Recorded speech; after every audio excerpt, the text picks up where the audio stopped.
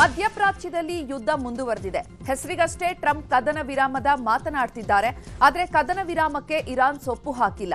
ಹೀಗಾಗಿ ಅಮೆರಿಕ ಅಧ್ಯಕ್ಷ Donald Trump ಸಿಡಿದೆದ್ದಿದ್ದು ನರಕ ನೋಡಲು ಸಿದ್ಧವಾಗಿ ಅಂತ ಇರಾನ್ ವಿರುದ್ಧ ಗುಡುಗಿದ್ದಾರೆ.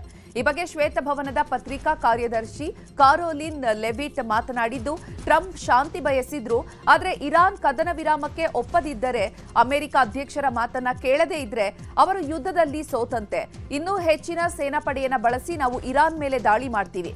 ಈ ಹಿಂದೆ ಕಂಡು ಕೇಳರಿಯದ ರೀತಿಯಲ್ಲಿ ನಾವು ದಾಳಿ ಮಾಡ್ತೀವಿ. ಅಮೆರಿಕ ಅಧ್ಯಕ್ಷ ಟ್ರಂಪ್ ಸುಖಾಸುಮ್ಮನೆ ಹೇಳಿಕೆಯನ್ನ ಕೊಡ್ತಾ ಇಲ್ಲ. ಬದಲಾಗಿ ಅವರು ಎಲ್ಲದಕ್ಕೂ ಸಿದ್ಧರಾಗಿದ್ದಾರೆ. ಇರಾನ್ ನಮ್ಮನ್ನ ಹೇಡಿ ಎಂದುಕೊಳ್ಳೋದು ಬೇಡ. ಈ ರೀತಿಯ ತಪ್ಪು ಲೆಕ್ಕಾಚಾರಗಳಿಂದಲೇ ಇರಾನ್ ತನ್ನ ಹಿರಿಯ ನಾಯಕರನ್ನ ಕಳೆದುಕೊಂಡಿದೆ ಅಂತ ಅಂದ್ರು. President Trump does not bluff, and he is prepared to unleash hell. Iran should not miscalculate again. Their last miscalculation cost them their senior leadership, their Navy, their Air Force, and their air defense system.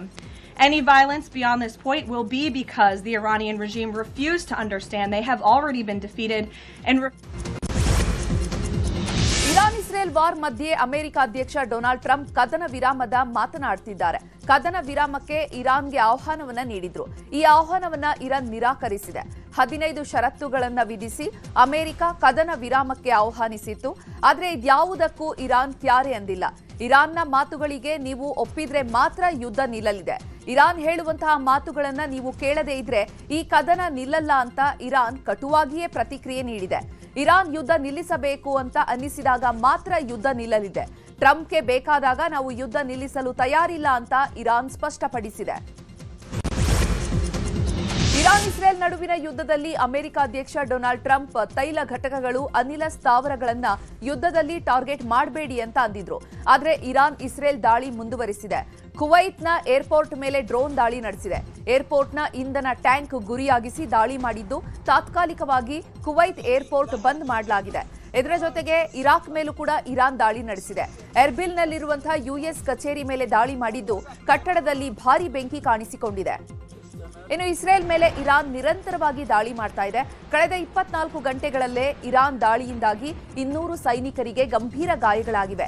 Israel ಆರೋಗ್ಯ ಸಚಿವಾಲಯದಿಂದ ಮಾಹಿತಿ ನೀಡಲಾಗಿದ್ದು, ಇಸ್ರೇಲ್ನ ಹಲವು ಪ್ರದೇಶಗಳನ್ನ ಗುರಿಯಾಗಿಸಿ Iran ದಾಳಿ ನಡೆಸ್ತಾ ಇದೆ. Iran ದಾಳಿಗೆ ಪ್ರತಿಯಾಗಿ ಇಸ್ರೇಲ್ ಕೂಡ ಅಟ್ಯಾಕ್ ಮಾಡಿದೆ. ಕ್ಷಿಪಣಿ ಉತ್ಪಾದಿಸುವಂತಹ ಘಟಕಗಳನ್ನೇ ಟಾರ್ಗೆಟ್ ಮಾಡಿ ದಾಳಿ ಮಾಡಿದೆ. ಟೆಹರಾನ್ನ 2 ಸ್ಥಳಗಳ ಮೇಲೆ ಇಸ್ರೇಲ್ ಸೇನೆ ದಾಳಿ ಮಾಡಿದೆ.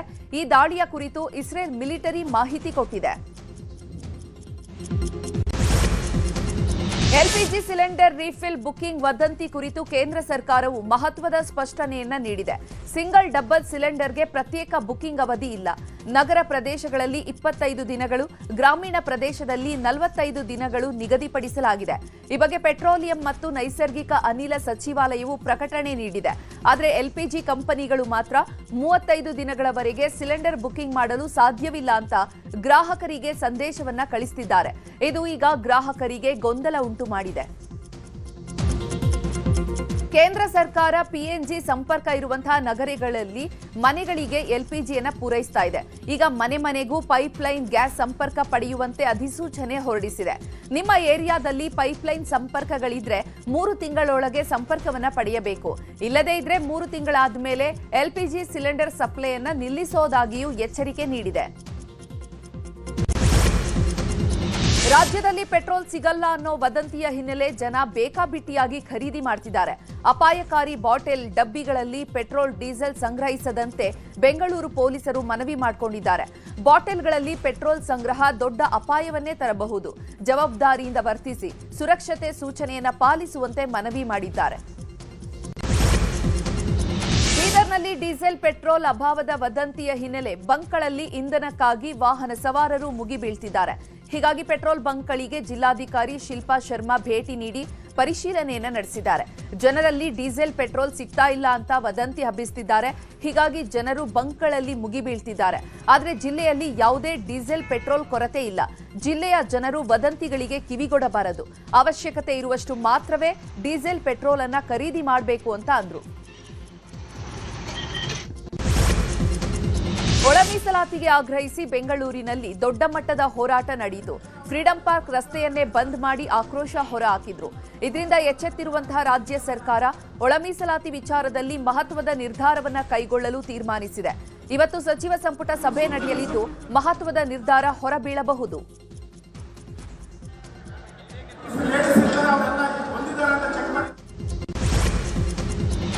ವಿಧಾನಸಭೆ ಬಜೆಟ್ ಅಧಿವೇಶನ ಇಂದು ಮುಕ್ತಾಯ ಆಗಲಿದೆ.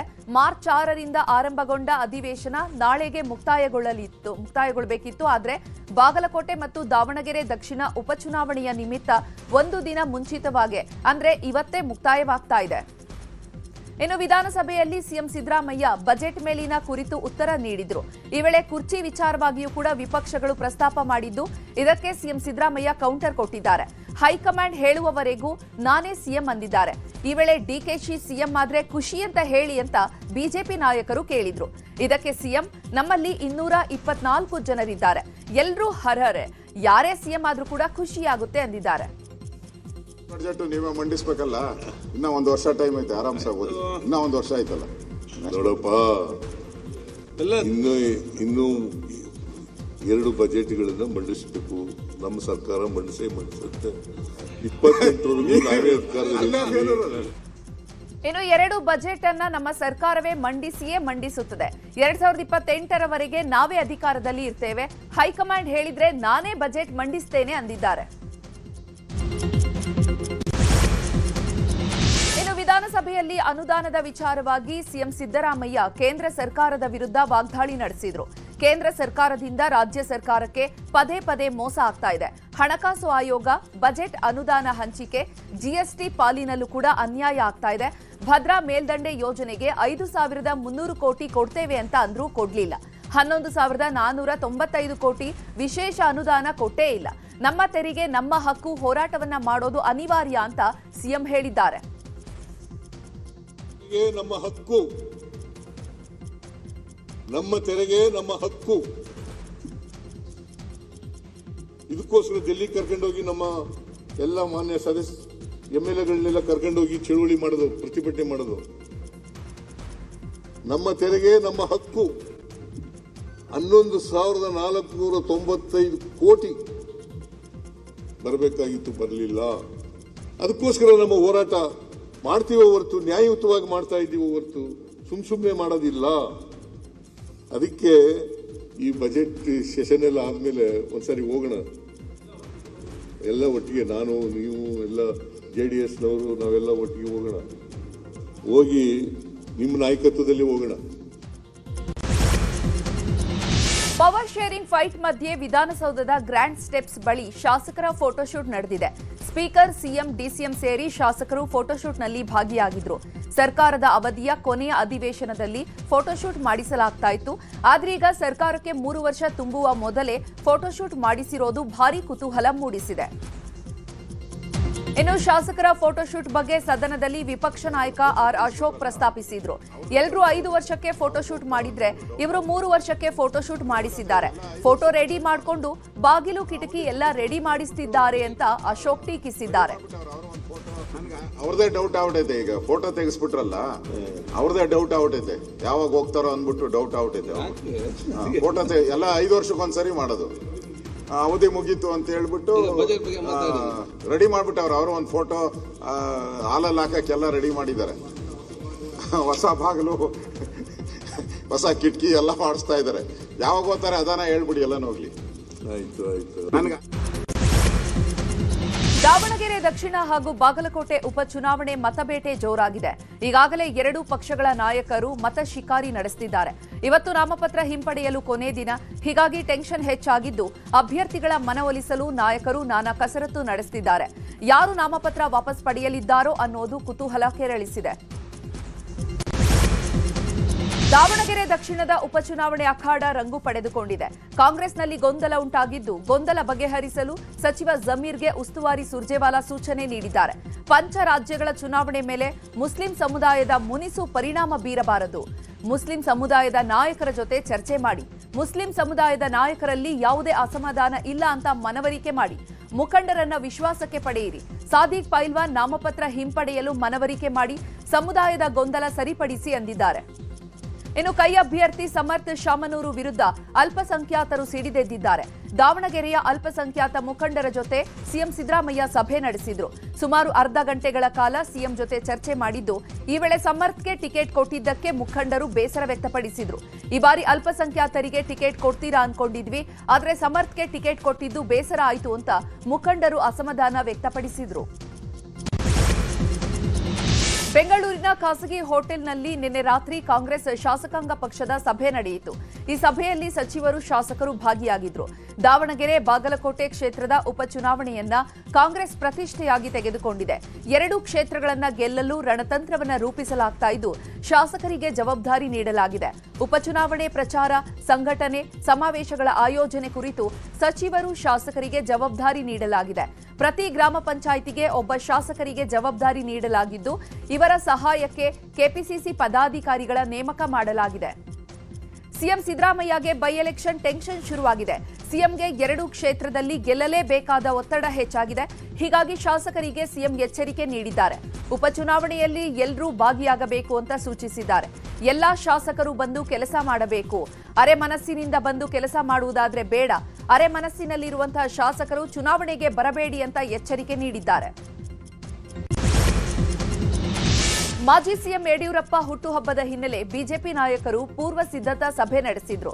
ಬೆಂಗಳೂರಿನ ಖಾಸಗಿ ಹೋಟೆಲ್ನಲ್ಲಿ ಬಿಜೆಪಿ ರಾಜ್ಯಾಧ್ಯಕ್ಷ ಬಿವೈ ವಿಜಯೇಂದ್ರ ನೇತೃತ್ವದಲ್ಲಿ ಸಭೆ ನಡೆಸಲಾಯಿತು. ಯಡಿಯೂರಪ್ಪ ಅವರ 50ನೇ ವರ್ಷದ ರಾಜಕೀಯ ಜೀವನದ ಅಭಿಮಾನೋತ್ಸವವನ್ನು ಆಯೋಜನೆ ಮಾಡಿ ಸಭೆಯಲ್ಲಿ ಚರ್ಚೆ ನಡೆಸಲಾಯಿತು. ಇನ್ನು ಸಭೆಯಲ್ಲಿ ಪ್ರತಿಪಕ್ಷ ನಾಯಕ ಆರ್ ಅಶೋಕ್, ಮೇಲ್ಮನೆ ವಿಪಕ್ಷ ನಾಯಕ ಛಲವಾದಿ ನಾರಾಯಣಸ್ವಾಮಿ, ಶಾಸಕರಾದ ಅಶ್ವಥ್ ನಾರಾಯಣ್, ಶ್ರೀರಾಮುಲು, ಗೋವಿಂದ ಕಾರಜೋಳ, ಸಂಸದ ಬಿವೈ ರಾಘವೇಂದ್ರ ಸೇರಿ ಹಲವರು ಭಾಗಿಯಾಗಿದ್ದರು. ವಿಧಾನಸಭೆ ಚುನಾವಣೆ ಇನ್ನು 2.5 ವರ್ಷ ಇರುವಾಗಲೇ ಗುರುಮಠಕಲ್ ಮತಕ್ಷೇತ್ರದಲ್ಲಿ ಪಕ್ಷಾಂತರ ಪರ್ವ ಶುರುವಾಗಿದೆ. ಯಾದಗಿರಿ ಜಿಲ್ಲೆಯ ಗುರುಮಠಕಲ್ ಮತಕ್ಷೇತ್ರದ ಅಲಿಪುರ ಗ್ರಾಮದಲ್ಲಿ ನೂರಾರು ಕಾರ್ಯಕರ್ತರು ಜೆಡಿಎಸ್ ತೊರೆದು ಕಾಂಗ್ರೆಸ್ ಸೇರ್ಪಡೆಗೊಂಡಿದ್ದಾರೆ. ಕಾಂಗ್ರೆಸ್ ಯುವ ಮುಖಂಡ ಸೂರ್ಯಕಾಂತ್ ನೇತೃತ್ವದಲ್ಲಿ ನೂರಾರು ಕಾರ್ಯಕರ್ತರು ಕಾಂಗ್ರೆಸ್ ಪಕ್ಷಕ್ಕೆ ಸೇರ್ಪಡೆಗೊಂಡರು. ಮಾಜಿ ಸಚಿವ ಬಾಬುರಾವ್ ಸೇರಿದಂತೆ ಹಲವು ಪ್ರಮುಖ ನಾಯಕರು ಕಾರ್ಯಕ್ರಮದಲ್ಲಿ ಭಾಗಿಯಾಗಿದ್ದರು. ಬಿಜೆಪಿಯವರು ಅಯೋಗ್ಯರು, ಅವರಿಗೆ ಮತ ಹಾಕಬೇಡಿ ಎಂದಿದ್ದ ಶಾಸಕ ಪ್ರದೀಪ್ ಈಶ್ವರ್ಗೆ ಮಾಜಿ ಮೇಯರ್ ಅಜಯ್ ಕುಮಾರ್ ತಿರುಗೇಟು ಕೊಟ್ಟಿದ್ದಾರೆ. ದಾವಣಗೆರೆಯಲ್ಲಿ ಮಾತನಾಡಿದ ಅವರು, ನೀನು ದಾವಣಗೆರೆಗೆ ಕಾಲಿಡು, ಅವರ ತಂದೆ ತಾಯಿ ಇಟ್ಟ ಹೆಸರಿಗೆ ತಕ್ಕಂತೆ ಅವರು ನಡೆದುಕೊಂಡಿಲ್ಲ, ಎಲುಬಿಲ್ಲದ ನಾಲಿಗೆ ಅಂತ ಬಾಯಿಗೆ ಬಂದಂತೆ ಮಾತನಾಡ್ತಾರೆ. ಬಿಜೆಪಿಗರು ಅಯೋಗ್ಯರು ಅನ್ನೋದಕ್ಕೆ ಕಾಂಗ್ರೆಸ್ನವರಿಗೆ ಏನು ನೈತಿಕತೆ ಇದೆ ಅಂತ ಕಿಡಿಕಾರಿದ್ದಾರೆ. ಇನ್ನು ಶಾಸಕ ಪ್ರದೀಪ್ ಈಶ್ವರ್ಗೆ ಮಾನಸಿಕ ಆರೋಗ್ಯ ತಪಾಸಣೆ ಮಾಡಿಸುವಂತೆ ಆಗ್ರಹಿಸಲಾಗಿದೆ. ಮಂಡ್ಯ ಡಿಸಿ ಮೂಲಕ ಚುನಾವಣಾಧಿಕಾರಿಗಳಿಗೆ ಬಿಜೆಪಿ ಕಾರ್ಯಕರ್ತರು ಮನವಿ ಸಲ್ಲಿಸಿದ್ದಾರೆ. ರಾಜ್ಯಾದ್ಯಂತ ಮಳೆ ಅಬ್ಬರ ಜೋರಾಗಿದೆ. ಕಲಬುರಗಿಯಲ್ಲಿ ಸುರಿದ ಆಲಿಕಲ್ಲು ಸಹಿತ ಭಾರೀ ಮಳೆಯಾಗಿದೆ. ಆಲಿಕಲ್ಲು ಸುರಿದ ಪರಿಣಾಮ ಚಿಂಚೋಳಿ ತಾಲೂಕಿನ ಹಲವು ಗ್ರಾಮಗಳಲ್ಲಿ ಕಾಶ್ಮೀರದಂತಾಗಿದೆ. ಇತಿಹಾಸದಲ್ಲಿ ಇದೇ ಮೊದಲ ಬಾರಿಗೆ ಇಷ್ಟೊಂದು ಆಲಿಕಲ್ಲು ಬಿದ್ದಿದ್ದು ನೋಡ್ತಾ ಇರುವುದು ಅಂತ ಚೆನ್ನೂರು ಗ್ರಾಮಸ್ಥರು ಆಶ್ಚರ್ಯ ವ್ಯಕ್ತಪಡಿಸಿದರು. ಇನ್ನು ಗದಗ ಜಿಲ್ಲೆಯ ಹಲವೆಡೆ ಗುಡುಗು ಗಾಳಿ ಸಹಿತ ಭಾರೀ ಮಳೆ ಸುರಿದಿದೆ. ರೋಣ ಪಟ್ಟಣ ಸೇರಿದಂತೆ ಗ್ರಾಮೀಣ ಭಾಗದಲ್ಲಿ ಜೋರು ಮಳೆಯಾಗಿದ್ದು ವಾಹನ ಸವಾರರು ಪರದಾಡಿದ್ದಾರೆ. ಹೊಳೆ ಆಲೂರು ಕ್ರಾಸ್ನಲ್ಲಿ ಮಳೆಯ ನಡುವೆಯೇ ಕೆಇಬಿ ಲೈನ್ಮ್ಯಾನ್ಗಳು ಹೊಸದಾಗಿ ಸಿಸಿಟಿವಿ ಅಳವಡಿಸಿದ್ದಾರೆ.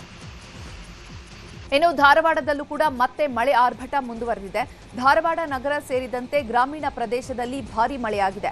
ಮಳೆಗೆ ವಾಹನ ಸವಾರರು ಪರದಾಡಿದ್ರು. ಹಾವೇರಿ ಜಿಲ್ಲೆಯ ಬ್ಯಾಡಗಿಯಲ್ಲಿ ಬಿರುಗಾಳಿ ಸಹಿತ ಮಳೆ ಸುರಿದಿದೆ. ಬ್ಯಾಡಗಿಯ ಹೊರವಲಯದಲ್ಲಿರುವಂತಹ ರೈತನ ತೋಟದಲ್ಲಿ ಬೃಹತ್ ಗಾತ್ರದ ಆಲಿಕಲ್ಲು ಬಿದ್ದಿವೆ. ತೋಟಕ್ಕೆ ಹೋದ ರೈತ ಆಲಿಕಲ್ಲುಗಳನ್ನು ನೋಡಿ ಶಾಕ್ ಆಗಿದ್ದಾರೆ. ಬಳಿಕ ಆಲಿಕಲ್ಲುಗಳನ್ನು ಹಿಡಿದು ಪೋಸ್ ನೀಡಿರುವಂತಹ ದೃಶ್ಯ ವೈರಲ್ ಆಗಿದೆ.